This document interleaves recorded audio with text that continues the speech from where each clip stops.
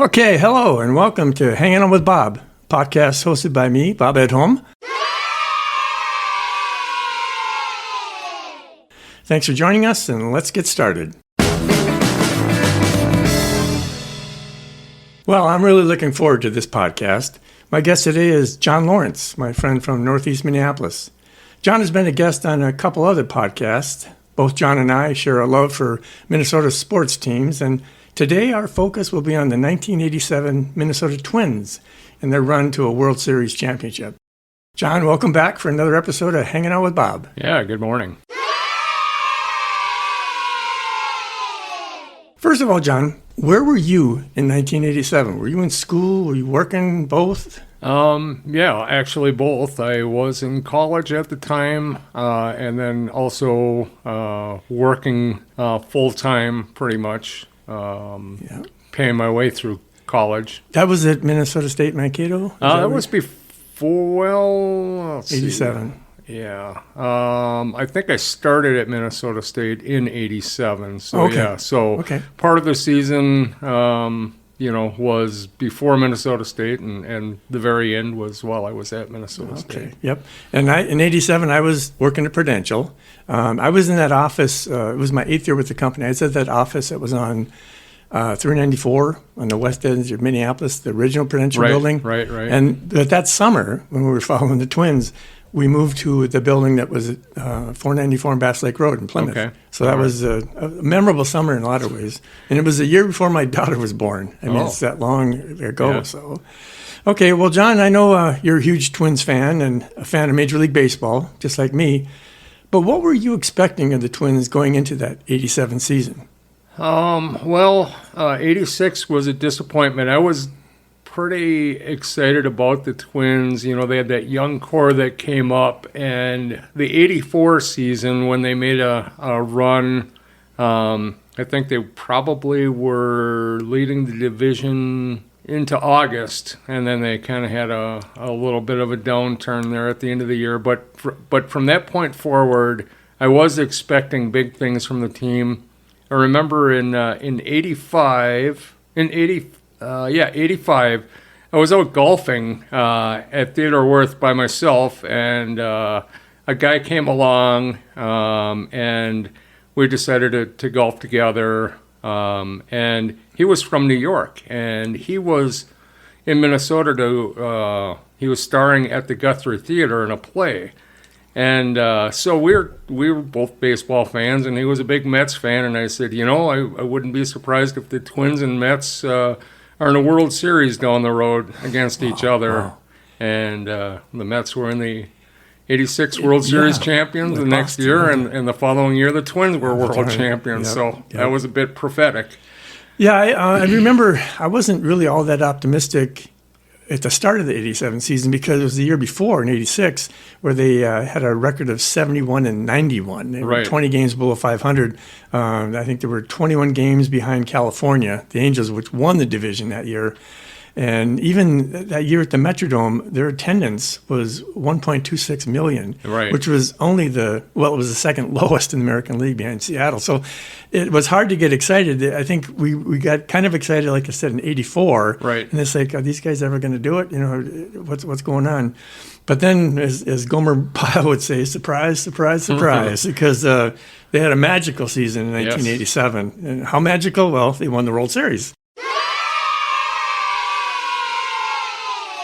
Right. They beat the Cardinals, St. Louis Cardinals, 4-3, and all 4 of the Twins' wins came at home at the Metrodome. It was the 27th season for the Twins franchise in Minnesota, their 6th season at the Metrodome, and overall it was the 87th season as a franchise in the American League. I had to look this all up. I didn't have memorized. Of course, the first World Series championship was in Washington, D.C. Now, here's a baseball question for you, John. Do you remember what year the Washington Senators won their World Series? It was in the Babe Ruth era, I know. That was in the 20s for Yep. sure. Yep, you're definitely in the ballpark, so to yeah. speak. It was 1924. Okay. The Roaring All right. 20s. All right. Calvin Coolidge was president. Nice. Prohibition, the nationwide ban on alcohol, had been in effect for nearly 5 years. Can you name at least one player from that 24 Senators team? Oh, I would guess Walter Johnson. Yep, that's the only one I can think of, too. And for the benefit of our listeners, Walter Johnson was a pitcher, and he was one of the first 5 players elected to the Baseball Hall of Fame. We're doing a little sidebar here, John. Can you think of any other of those players that made the Hall? There were 5 players. They called them the 5 Immortals. Oh, okay. That's a good trivia question for baseball fans, but see how many you can guess out of that 5. You got one already, Yeah. Walter Johnson. Ty Cobb, I would guess. Let's see. So you gotta come up with guys that were already retired for several years. Well, you got Maybe I don't know. That would have been probably too early for Gehrig. Honus Wagner, maybe. Yep, you've got 3 of the 5. There's 2 others you need to guess. Cy Young. No, Okay. that's the one. I That's okay. You got 60%, which is pretty good. The other 2, well, okay, we'll say it again. Walter Johnson, who was a Yep. pitcher. Ty Cobb, who played center field. Honus Wagner was a shortstop. But then you've also got a pitcher named Christy Mathewson. And then the other one, probably maybe the most famous baseball name of all time, Babe Ruth. Oh, He wow. actually was with that group. Okay. The Babe, the Bambino, Yeah. the Sultan of SWAT, they called him.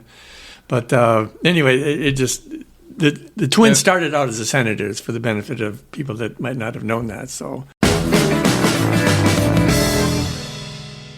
okay, well, back to the '87 season, that incredible Twins season.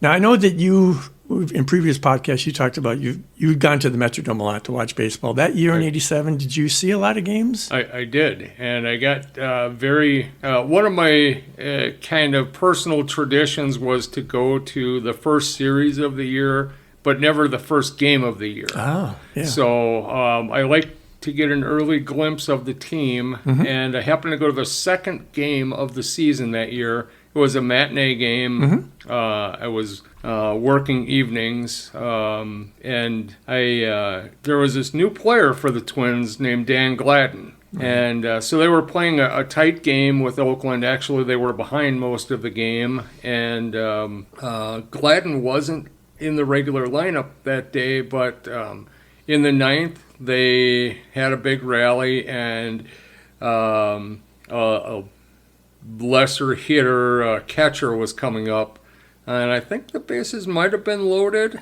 or 2 runners in scoring position for sure, and they brought in Dan Gladden as a pinch hitter, and he delivered a game-winning, 2 RBI base hit Nice. to walk off, and there was just something about, he was, he'd only been in Minnesota for 10 days at the time, because they didn't trade for him until the very end of spring training. Right. And so here's this, super fiery guy, and his personality came shining through right then and there. Yeah, he and played hard. Yeah. So that was, Yeah.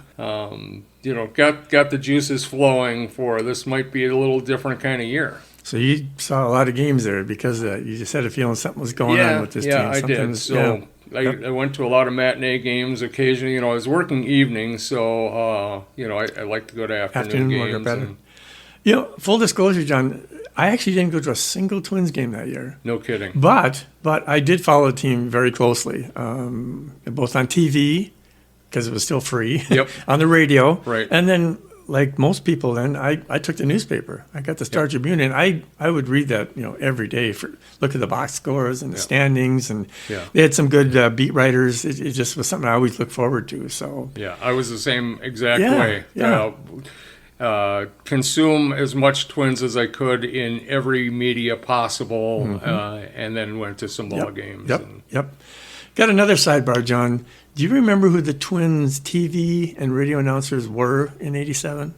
In '87, well, so let's see. I think was that Gordon's first year? It was. Yeah, Sort of. that's what I was Touch 'em thinking. all. Touch 'em all. Yes, exactly. So it was Herb Carneal and John Gordon on the radio. They were on the radio. And then how about TV? Two completely contrasting styles, by the way. Yeah, right. Yeah, Herb was just real matter of fact, straightforward. No gimmicks. No. Yeah, exactly. cliches. Mr. Smooth guy from Virginia. I think he was a kind of a crooner type voice, and then John Gordon was this Real excitable. noising, Grady. Touch 'em all. Yes, exactly. Gordo. Let's see. Television. Would Killebrew have been an analyst? Yeah, you got one of them. The legendary Twins Hall of Famer, Harmon Yeah. Killebrew. And- But there was another guy. He was just a straight-ahead announcer. He wasn't like a former Right. major leaguer. Uh, I'll be impressed if you can guess because he was only here for a year. yeah, the guy from John Miller, maybe? You get the first name right. It was John Rooney. John Rooney, okay. And he was here for a year, and then he went to the White Sox. Yep. And he stayed there long enough till the White Sox won the World Series, which No would have been kidding. 2005, I think. 2005. And then the next year, he went to the St. Louis Cardinals, and they won the World Series. Wow. He's the only, I don't know where I read this, but he's the only TV announcer for baseball that announced for two different teams that won the World Series, consecutive. He was the Don Baylor of announcers. Yeah, really.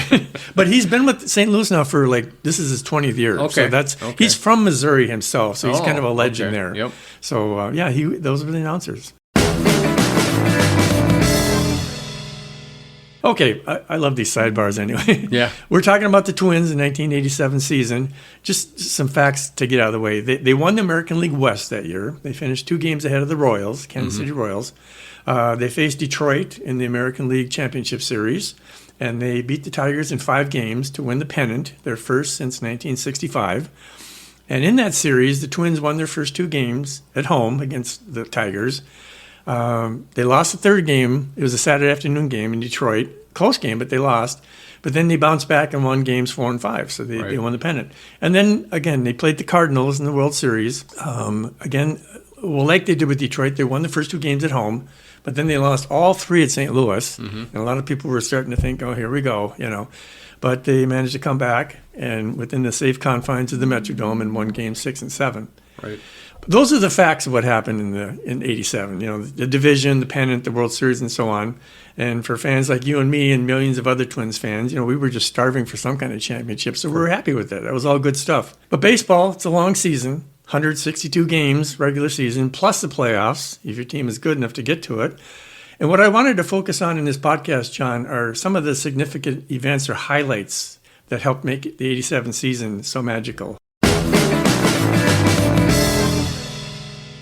I'm going to list by some dates. If you can kind of guess when I give a date, fine, go ahead and blurt it out. And feel free to comment to what I've listed as what I consider some major highlights of the season. So the first one is September 12th, 1986. Oh, that would be Tom Kelly becoming manager. You are right. The Twins were having a bad year. And on the September 12th, they fired Ray Miller, the manager, and they made Kelly the interim manager. He was only 36, but he got that job as interim. And then, as we all know, it was upgraded to permanent manager for '87. Carl Pohlad took a chance on him. Thought, he's a good baseball guy. He knows baseball. And so he was, at 36, he became the manager of the Twins. And I think he definitely proved he was ready to lead a team, too, from the get-go. Right.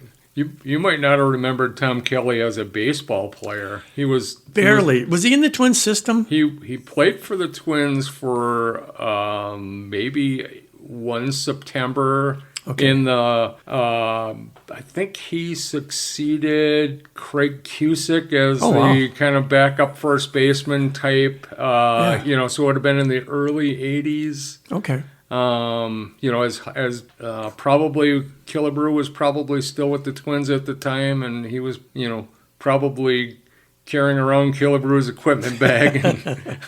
Because I think he was managed by Gene Mock, so okay. A little bit of an influence there as well.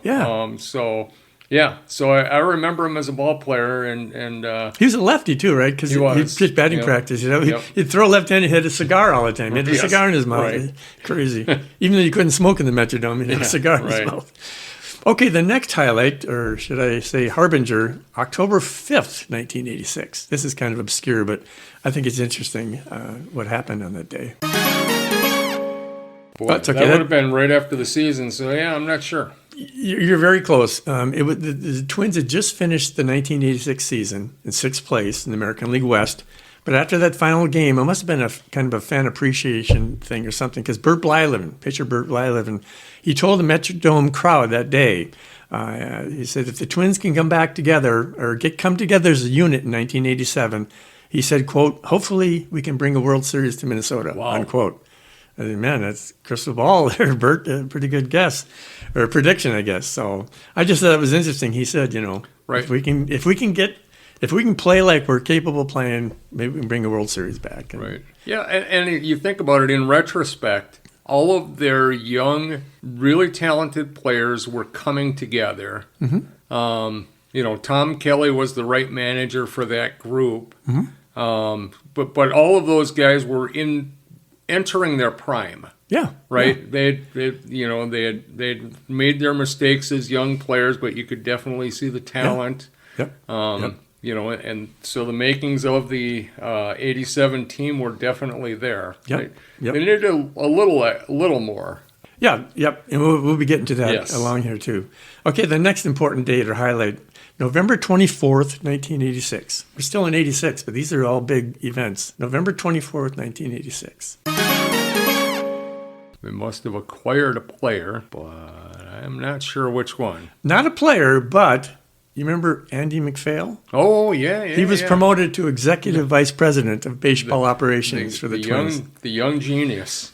Yeah, executive vice president of baseball operations is a very nice title. Basically, he was a general manager. That's what it was. But he started the makeover of the Twins roster, and I think that was one of the better decisions Pohlad made. For sure. In my research, I learned that Andy McPhail is exactly one day older than me. Oh, no kidding. He was born April 5th, 1953. Okay. I was born April 6th, 1953. How about that? And speaking of April 6th, there's a famous twin who has the same birthday as me. I think I've told this before, but I don't expect you to remember it. Bert Blyleven and I. Oh, wow. We have April 6th birthdays, but he's 2 years older. He was born in 51, but he had the same birthday. Well, I always remember when the Twins games were on TV and he was the commentator, if it happened to be his birthday, you wouldn't hear the end of it. Oh, right. He said, did I tell you it was my birthday today? Birthday. Yes.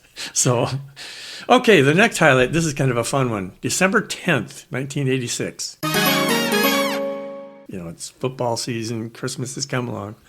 Well, that day, with the help from uniform models, Tom Bernansky and Ken Herbeck, Bruno and Herbie, the Twins unveiled their new pinstripe uniforms for the 1987 season, which I know you remember. And I bring that up only because the uniforms are quite a change from those beltless polyester uniforms, the white at home and the kind of a powder blue on the road that they'd had since the early 70s. And both the home and away uniforms were unique in that they both had pinstripes. Like traditionally, home teams would sometimes wear white with their stripes, but the Twins away uniforms also had pinstripes. And I don't believe that was very common, at least in the late 80s. And the jerseys, it was a nice change. The Twins home jerseys had Twins across the front like they always did, but the away ones had Minnesota, which they'd never done before. It was in all capital letters. And then they also had the M cap. Yes, instead of the TC, they had an M sound. It was a new look. What did you think of this uniform? I thought they looked really cool. I was not a fan of the change of the cap. I love the TC cap. That was iconic. But the uniform was classier look, a better look. So you took the good with the bad. Yeah, and I'm not a huge uniform critic anyway. It's whatever. Yeah, who's wearing the uniforms? Is that really what matters? Yes, exactly. Can they play baseball? Right. So, yep. Okay, next highlight. Finally into 1987, January 9th, 1987. January 9th. I'm just going to take a wild guess. Trade with the Expos for Jeff Reardon. That's coming up. But this one, January 9th, relief pitcher Juan Berenguer signed with the Twins as a free agent. Okay. Senior smoke. El Gasolino. Right. I think you went by that a few times. Did you know, John, that Juan Berenger was the first Panamanian pitcher to appear in postseason play? No kidding. And only the 8th Panamanian player to participate in the World Series. Right. And Rod Crew was one of the others. Yes.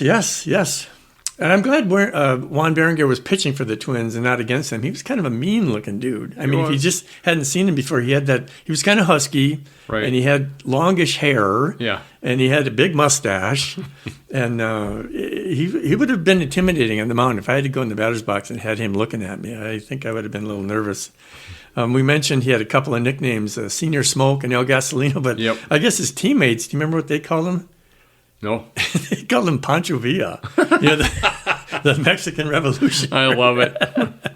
So, all right, next highlight, February 3rd, 1987. All right. You might want to go back to your previous yeah. answer. Okay. Jeff Reardon. Yes, that was Andy McPhail's first big deal or major trade. It was actually a 6-player trade with the Expos, and a lot of names that I don't even remember. But anyhow, they got him. We got Tom Nieto too, I think, in that deal. Yeah. Tom Nieto, the catcher, and Reardon came in exchange for pitchers Neil Heaton. Yeah, he was the best. He was the best player we gave up in that deal. Yorkis Perez. Yeah, then Alfredo Cardwood and catcher Jeff Reed. They must have. Jeff Reed was a decent prospect, right? And Heaton was actually a pretty good pitcher. He was what Tom Kelly always described as just good enough to lose. So he lost a lot of 3-2 type games for the Twins. So it was, he would pitch good, but they would lose. And I'll tell you, with Reardon, though, with that thick, dark beard and the fastball, I mean, and he had great control. I mean, he didn't give up a lot of home runs. It was great. And his nickname was the Terminator. Yeah. Sometimes they call him that, but man, what an acquisition he turned out to be. I mean, he was the perfect guy for that team. Yep. It worked out perfectly. So yeah. Okay. Quite a good back end of the bullpen then. Oh yeah. With Berenger and Reardon. Yep. Yeah. To talk about shutting teams down, they really did their job there. So, okay, the next date, and you mentioned this earlier, but I'm going to say March 31st, 1987. Oh yeah, that was Dan Gladden being acquired right at the end of spring training. Yeah. And just the perfect catalyst for just what that team was missing. Well, he was a Charlie Hustle type guy too. I mean, he played real hard, ran hard, never dogged it, never loafed to first base on a grunt infield ball. He played aggressively in the outfield, and he could hit the ball. He could hit for power. He could do everything. He was just a really good, hard-nosed guy, and they were lucky to get a guy like him on the team. So. And he fit in with the professionalism of a lot of the other ball players that they had, and he was about the right age, about the same age as the other emerging, talent that they had. So he was a great fit. Yeah. Yep. And an extra outfielder for the Giants. They had 3 really good outfielders, and he was the 4th, and he was, kind of blocked. Yeah. To play a lot in San Francisco, and they wanted some pitching. I think we gave up for him, which didn't amount to anything. Right. No, that was a great acquisition. So you've got Berenger, Reardon, and Gladden. Those pretty good pickups there. And Al Newman, right? You're right. I've forgotten about him, but he was on that team as well. I remember. Yeah, that. He was one of the off-season acquisitions, and again, not a star, but kind of a glue guy. And it seemed like whenever they did put him in there, he wasn't hurting them. He wasn't committing errors, and he's just a good solid player. So, and the thing about Gladden, I think what's great, he's still part of the Twins. Right. He's been an announcer now I think he started in 2000, and he's just been a good steady. What is he? He doesn't have a. Gordon always says touch him up, but I think Gladden just says gone. Yes. Like the guy hit a line ball, gone. Yeah, if he says anything, and sometimes he doesn't even tell you that. Sometimes he forgets he's on radio. Yes. We can only hear him if he talks, but I'm glad he's around. It's just good to have him at the organization. I like his brand a lot. Okay, next date, April 7th, 1987. Opening day? Well, it was the day after my 34th birthday. I'm right. plugging my birthday is April 7th. It was their home opener at the home Metrodome. opener. Okay. And the Twins beat the Athletics 5-4. Herbeck hit a single in the bottom of the 10th inning. So it was a great way to start the season. Yep. And you said that you actually went to the next day, or It wasn't the next day, but it was the next game. okay. So you were there for that series, that opening home yeah, series. So Even now, the first series of the year, typically there's an off day in the middle of the right, series. they always take the next day off. Yeah, But you didn't need it for weather. right. yeah. But yeah, there was an off day in the middle of the week there. And so, yeah, I was at the second home game of the Okay. year. Yep. Well, they got off to a great start. Okay, the next date I'm going to give you, April 21st, 1987. That's okay. It's kind of obscure, but the only reason I bring it up is on that day, they had topped Seattle 6-1 to improve their record to 10-4. So they got off to a hot start. They're playing 700 ball. But what surprised me, I guess, as I was reading this, is the Twins would actually go on to play just 500 ball between April 21st and the beginning of September. They were played 500. They got off to a good start, but it was always enough just to keep them either at or near the top the whole season long. So, Right. And when they were home, forget it. I mean, they were unbeatable at home. And that part of that was a function of their pitching, because they had two great starters, and then it was whatever they could scrape together for the rest of the rotation. The relievers can stop them. Yeah, my guess is when Blyleven and Viola pitched, they were probably about a 650 winning percentage or better, and we had less striker than anybody else. All the rest of the cast of characters are way under 500. Right. Okay, the next important date, May 22nd, 1987. This was a game in which Frank Viola lost a pitcher's duel to the Detroit Tigers' Jack Morris. Okay. One of our own, St. Paul guy. That dropped Viola's record to 2-5. He started off kind of slow. No kidding. But Frankie would go on to post a 15-5 record the rest of the regular season. And then, of course, he was 3-1 in the postseason. So he really came on. He had a great year and really came through when they needed him at the end.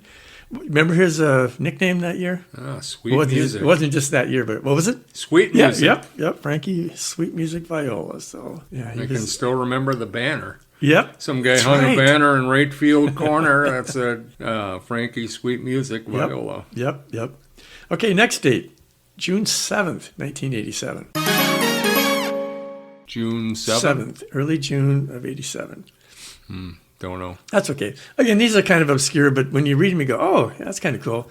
On that day, Andy MacPhail, he tried to boost the Twins pitching staff a little bit. Like he said, they had the two good starters, but after that, they just needed help. They obtained a knuckleballer by the name of Joe Niekro. Joe Niekro. Probably replaced Steve Carlton. Well, that's coming up later. They got him in a trade with the Yankees. And we'll get a little bit more on Joe Niekro in a bit, but did you know that in 1987, Niekro, that they went to the World Series, Niekro set a major league record for waiting 20 and a half years since his debut to reach a World Series game. Oh, wow. That was like the longest anybody ever waited that actually made it to the majors, so Joe Niekro. I got more on Niekro coming here too.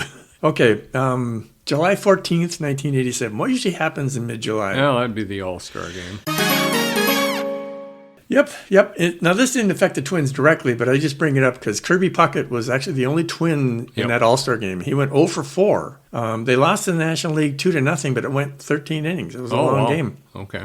Do you remember where that game was played? Where? Yeah. I'll be really impressed if you know this. I wouldn't have known. Let's see. So it would have been in American League City. Yeah. Yankee Stadium? Yeah, it's as good a guess as any. It was actually at Oakland, at Alameda County Stadium. All right. Scoreless through 12 innings. Okay. Then a guy by you've heard of him, Tim Raines. Played with the Expos, the Rock, who are now the Washington Nationals, right? Right. But he had a 2-run triple in the top of the 13th inning. And it was the National League's 14th win in the last 16 All-Star games. I remember growing up, the National League seemed to win every year. They just did. It's when it went. Well, it was a time when the All-Star game, they really took that game seriously. Right. I mean, nobody was just putting half. They were going all out to win. And it meant a lot to the players to be able to brag and say, you know, Right. our league's better than the others. They you know, Kirby Puckett stayed in the whole game. Right. You know, nowadays managers want to make sure everybody gets to do something, and Yeah. you know, they didn't have home run contests then or celebrity softball games. They just, you know, Right. it was a baseball game. That's all that mattered. The So. starting pitcher, I would guess, probably went 5 innings. Yeah. Unfortunately, I don't have that with me here. No, I but don't know who it was, especially in yeah. a scoreless game, Yeah. you know, the starters used to stay in for, Yep. you know, multiple innings, and as opposed to these days when What maybe 2 innings at most. What was the year? I think it was in the 2000s, but they called a game. They just called it a Oh, tie because it yeah. went too long. Yeah, It's tie. like- it's like, no, that isn't right. Okay, next highlight, July 31st, 1987. You mentioned this player before, but that's I okay. don't know. That is when they got future Hall of Famer Steve Carlton in a Oh, trade from the okay. Cleveland Indians. Gotcha. Only one of his 329 victories Yeah. came with the Twins. He got 241 of those with the Philadelphia Phillies. You know, Right. they were just trying to shore up the pitching staff in any way they could. He was pretty spent by then. Yeah, yeah. They were desperate to find something, but Right, that right. wasn't it. right. Good for him, like this. He hung around and he ended up collecting a ring, even though he wasn't on Right. the postseason roster. He was there and, you know, just being part of the team. So he got to say, yeah, I won a World Series. So, okay, next highlight, August 3rd, 1987. This is a fun one. I remember this one really well. August 3rd. August 3rd. I'm going to just take a guess. Don Baylor added to the team? Not quite. We're getting there. This was on a Monday evening, August 3rd, 1987, in Anaheim. In Anaheim. Knuckleball pitcher Joe Niekro was ejected from a game Oh, against the yes. California Angels after being caught with a nail file, Right. emery board, whatever, on the mound. He parlayed his notorious deed into worldwide fame. Right. It included an appearance on Late Night with David Letterman. I've seen that one. Yep, I was watching on YouTube just the other day. I remember, I just want to refresh my memory. He came out wearing a carpenter's apron, and he was carrying a power sander.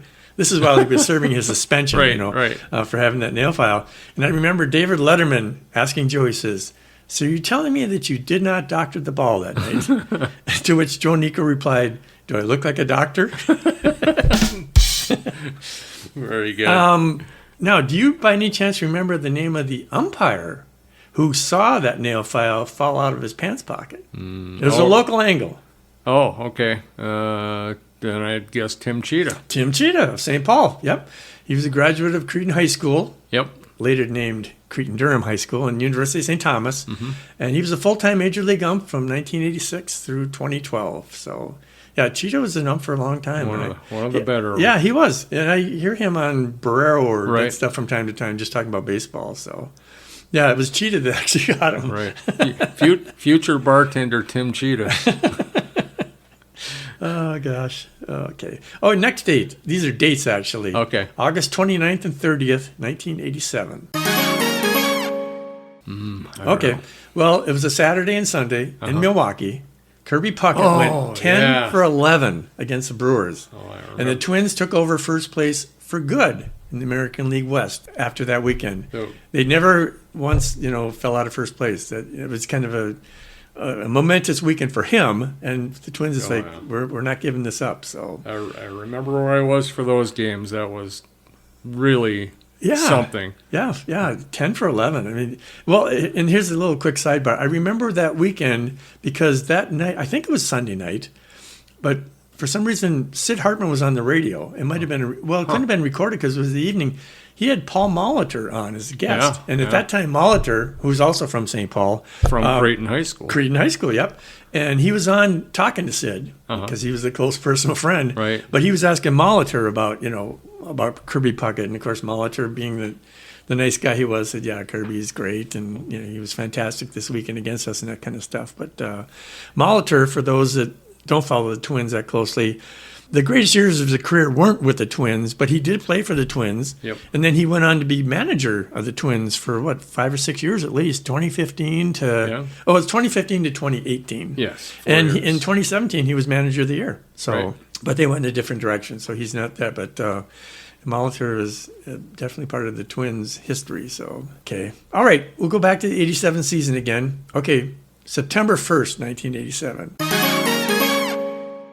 You mentioned this guy before. All right, that must be Don That Baylor. was Don Baylor. Don Baylor, of course, is a great DH. He's Right. probably best known for that. Played with a number of teams, but we got him in a trade from the Red Sox. That's who he came from. So Right. he actually only hit one home run while he was with the Twins. Okay. But it was a pretty big home run. That was in the Game 6 against the Cardinals in the Right. World Series. Right. What was your reaction when you heard that he was traded for Baylor? I remember my reaction. But what did you think when you?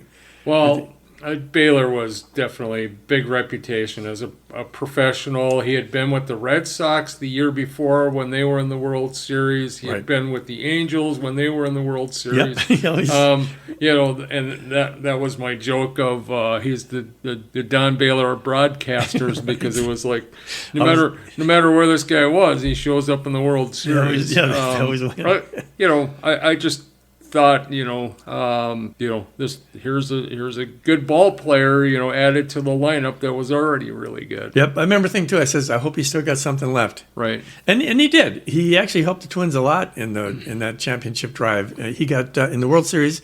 He had 5 hits, 3 runs, that one home run, Yep. and then he batted in 3 runs. So he really helped them out. And that was it. That was his. Yep. And he was gone after the next year. Did they add?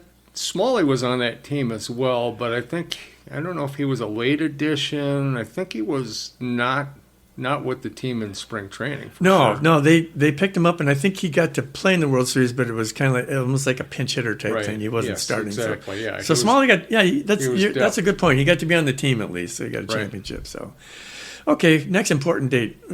We're just about done. We're at September 27th, 1987. It must have been when they clinched the American League West.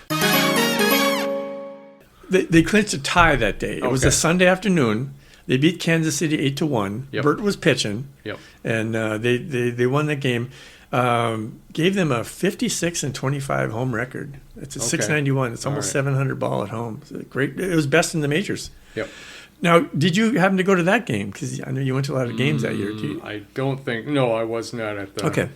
At I that wasn't. I was actually golfing that afternoon. Nice. But then after the game, I think I was watching the TV in a bar or restaurant Yep. or something. It showed the highlights. But I was excited that they even clinched a tie. I thought Yep. they're really close. And I remember watching the 6 o'clock news and the 9 o'clock news or 10 o'clock news just to see highlights of that game, because it had been 17 years since they'd on the verge of clinching anything. So it was definitely a big deal. So, and of course, since we're doing September 27th, we have to go to the next day, September 28th, 1987. All right, so that must have been when they clinched the division. Do you remember where the game was? Texas? Yes, very good. I knew it was Texas or Kansas City because they played the last 2 series Yep. in those 2 cities. Yep. And none of their regulars played. They beat the Rangers 5-3 that Monday night to clinch the division title. It was their 29th road victory. Now, remember, I said above, they won 56 games at home. They won 29 games on the road. So they were definitely not road warriors. But they Right. won that night, and they clinched the division title. So, and do you remember watching the game? I definitely watched it. Yeah, There was no way I was going to miss that. I think what I remember most, or was cool about it, was Harmon Killebrew actually was announcing that bottom Right, of the ninth. right. And it was fun for him to, I Yes. think somebody hit a line drive to Lombardozzi or something like that. That clinched the division for them. And he was really happy for them about that. And do you remember after the game, they brought cameras into the locker room, and Harmon, and probably Rooney was there too, but I just remember Harmon was interviewing Kirby Puckett. And I kind of vaguely do remember that. it was cute because Harmon Killebrew, for people that don't know him, was probably one of the nicest guys that ever Yes. lived. Great baseball player, but just a gentle man. I mean, he wouldn't hurt a flea. But with his last name, Kirby Puckett kept calling him Killer. Killer, right? He He's always no called him Killer. Right. But it was an affectionately sound, but it just sounded funny here. Right. Of all people to call a Killer Herman, Yeah. he's the last guy.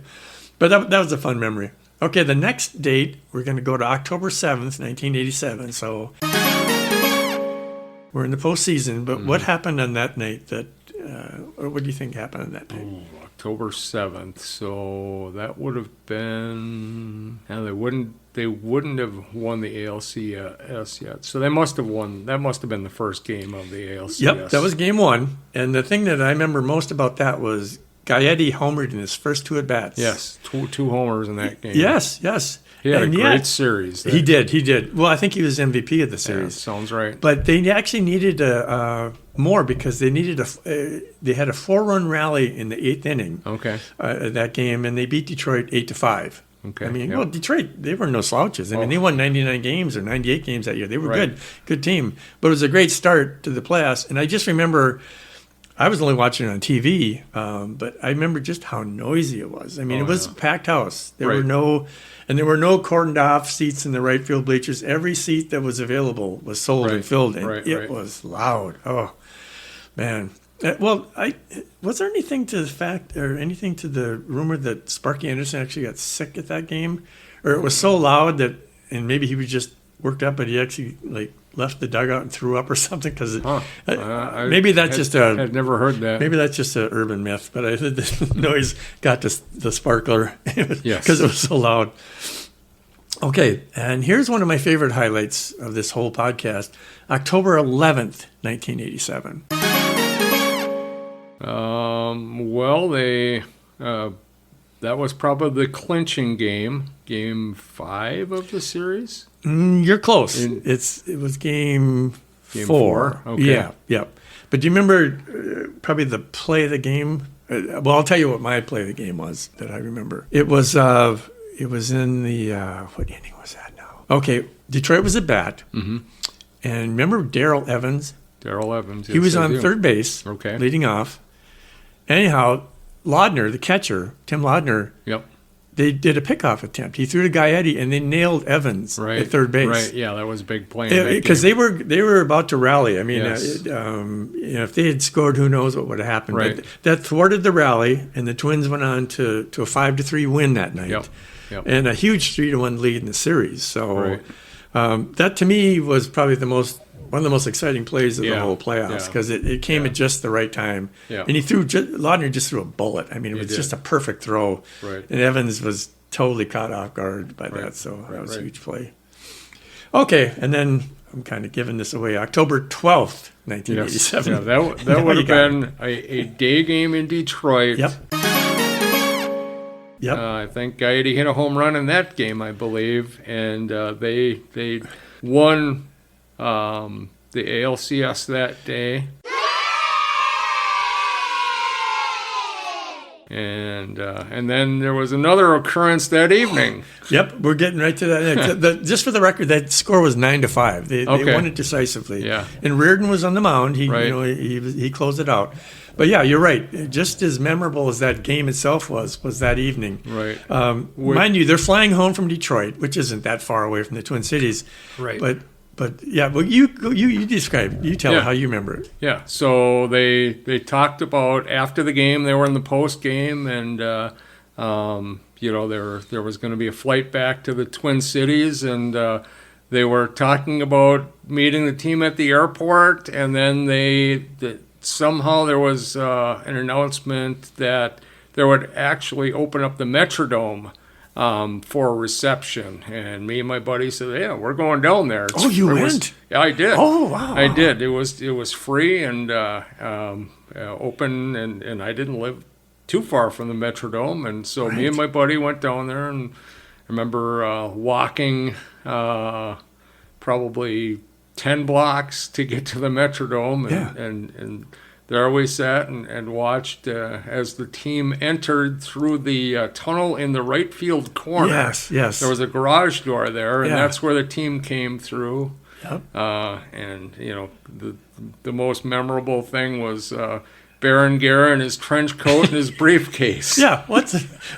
Who carries a like- briefcase? Looking like the secret agent man. What was in that briefcase? Well, and then were there 50,000 people? Yes, it was packed and it was loud. It was yeah. just like, the ALCS or the World Series. It was very loud. It maybe a half an hour total duration of once the team got there. There was a couple of people said a few things and whatever, and I think they might have introduced people, and out on the mound, And then that was pretty much, I watched it on television. I don't know if it was WCCO or whatever, but a local channel. And I remember the two things I remember most about that were one, it showed Gary Gaetti, and he was actually crying. yeah. I mean, well, it Right. made emotional for him. He was the MVP of the series. Yep. And just the fact this was so spontaneous too. Yes, it There was. It wasn't planned weeks in advance. Totally organic. And I might be wrong, but I don't believe there was any kind of disturbances. I don't remember people, No. know, No, it was vandalizing the downtown. Correct. It was just a bunch of happy people. Right, exactly Just right. excited. It was a feel-good event. Yeah. And, it was great. And I remember the other thing I remember was Herb Carneal spoke. He was the longtime announcer for the Twins, and I Right. remember he was saving this. I could tell, but he said, nobody better overlook the Twins. He goes, Yeah. to overlook the Twins, it would be either a giant mistake or a cardinal sin. Because good. they knew it was going to be either the Giants or the Right. Cardinals in the World Right. Series, but Herb came up with that. So that was a good one. So That's- I'm impressed that's that you were funny. at that celebration. I Yeah. remember Oh, yeah. watching it and thinking I would have liked to have been there. So, okay, we're just about through our highlights here, but let's go to the next one. October 17th, 1987. That was 17th, probably would have been game one. Game one. Yep. The Twins won big, Yep. 10-1. Yep. Yep. Viola. Oh yeah. Here's the story that I get to kick out. Remember the thing with Viola? He had a brother that was supposed to get married that day. Oh, and Viola wow. was supposed to be best man. And Frank said, I think his brother's name is John. He goes, John, Yes. I'm kind of busy. I got to pitch in the World Series. Will you ever forgive me? Right. And well, his brother got married, and Viola went on to win, and I'm sure everything worked out fine. But I remember that was an angle they're playing. He was supposed to be at his brother's wedding, and he's pitching in the World Series instead. So.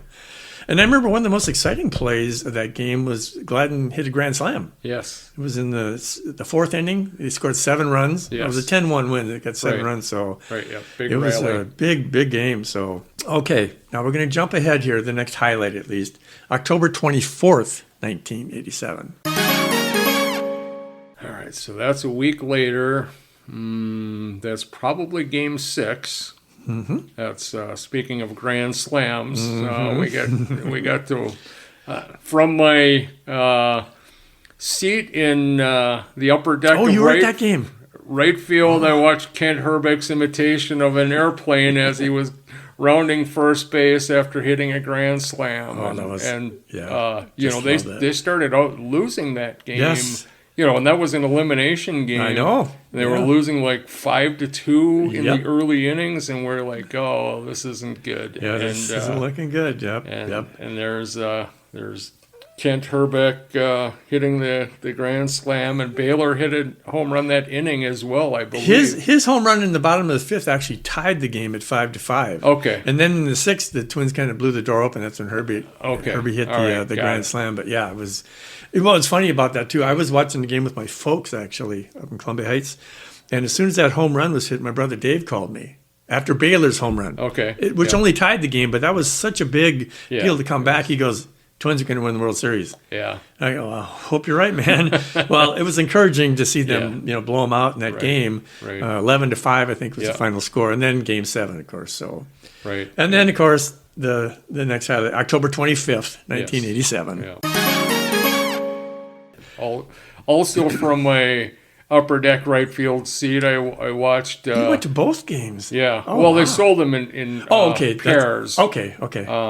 So I watched Herbeck throw his arms up in the air as they won their first ever World Series and first Minnesota championship since the Lakers. The Lakers. Yeah. Which nobody saw. No. Nobody before the season was predicting the Twins would win the World Series. Right. I don't Oh, think yeah. so. Yeah. Yeah. I was at a friend's house watching that game. There were about 10 of us at that game, just whooping it up. My folks were at that game. They actually went to the game.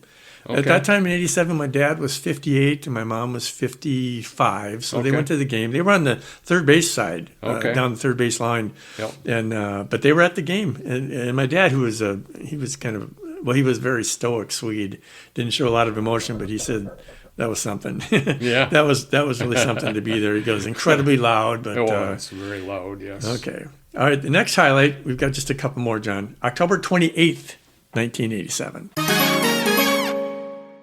28th. So I'm going to guess that was the parade. The parade. Yep. Yeah, You got it. You got it. I was there as well. Downtown Minneapolis? Yes. Okay. On Marquette Avenue, I believe it was, where I was perched and watched Kirby Puckett in his bomber hat. Yep. The aviator helmet on. Yep. Well, it was a cold day. It was October it was. 29th. Very windy, and the people a lot of the players had their wives, their girlfriends in the car. They were in convertibles, right? Yeah, yeah. So they're exposed to the elements, Right. but they're just sitting there freezing probably. Right. But I know it wasn't the largest ever parade, but it was probably one of the most densely populated Oh, it parades. was. It's almost like the cars didn't have room to go down the street. I mean, it was just, and there was ticker tape, just like Right. And you know what the confetti was made out of? No. Shredded bills from the Treasury, from the Federal Reserve. They handed out bags and bags of this shredded up money. Oh, that's amazing! I did not know that. Yeah. But it was just like you picture ticker tape parade, just full of people and confetti flying all over the place, and it was just wild. I went to the parade, but I actually went with my brother Dave and my sister-in-law Mary and my then 7-month-old nephew Luke. Now he's 38. Yeah. But we went to St. Paul. Oh, okay. We parked several blocks from where we stood. We actually stood at the bottom of the steps, basically, of the cathedral in St. Paul. Oh, okay. So the parade was coming from 94. That must have been a cold ride from Minneapolis. No kidding. But anyhow, they got off the freeway ramp, and then they were going down that hill. Is it Kellogg? I don't remember what that steep hill is. Yeah. But as they went past us at the cathedral, we saw every player. It was like from me to the end of my living room. We just waved at everybody. And I remember Puckett had that aviator. Yeah. Probably kept his ears warm because it was cold. It was cold. But man, what a blast! It was just, like the hat Rocky wore in Rocky Bull. yeah, you're right. Rocket the Flying Squirrel. Yeah. Yes. Oh God, but man, it was fun. Well, it was the first time we'd seen a championship since the Lakers. Yeah. First in the second half of the 20th century, at least. So Right. Okay, and then my last highlight here, October 29th, 1987, the day after. Ooh, I don't know, a snowstorm. No, actually, that's when they went to the White House and met Reagan. All right. And they had a celebration for Yeah, there. yeah. It's amazing because now it seems like any Super Bowl team or World Series team, it's several months, but like 4 days later, they just went there and Yeah, right. and did it. So, and the thing that I remember the most about it was we talked about him earlier. Steve Carlton was with the group, and he had nothing to do with the postseason. Yeah. But he was there. He was the one that was wearing the sunglasses. Oh, wow. Okay. And what's funny is I can't remember if it's the Pioneer Press or the Star Tribune, but in the picture, he's standing with all these other twins. They all had suits on, but Carlton's got the glasses, and the caption identified him as a Secret Service agent. Very good. Yeah, they didn't even realize it was Carlton. Steve Carlton, secret agent man. Oh, gosh, yeah. So, well, just a couple more takeaways, John, about this season, which was pretty amazing. You know, with only 85 wins in that regular season, the Twins won the World Series with, at that time, the fewest regular season wins since Major League Baseball expanded to 162 games. Right. In fact, that 85-win season was later surpassed in 2006 by the Cardinals. They won 83. And then the Rangers, I think, when they won their World Series, I think they might have only won 82 or 81. Well, you know, that was like 10 years ago. Right. Around 2015. I guess the lesson is all that really matters is how you play when it counts. Well, and when they got to their A team was much better than an 85-win team. Yeah. They they gave up the last 6 games of the season after they clinched. They had all their, they did not play to win.